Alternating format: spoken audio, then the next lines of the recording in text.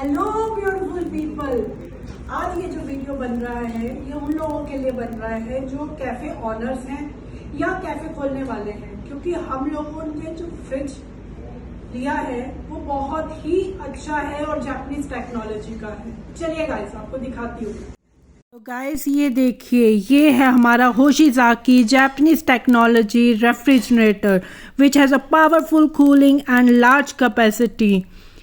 चलिए गाइस मैं आपको दिखाती हूँ।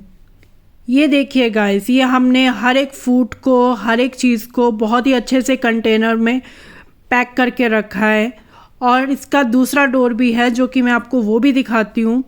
ये देखिए गाइस, अभी नीचे भी इसमें बहुत सारी कैपेसिटी है।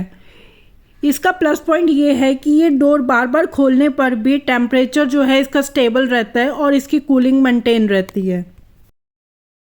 So guys, I would definitely recommend this Japanese commercial fridge to all the cafe owners who has cafe or who are going to open the cafe. So bye.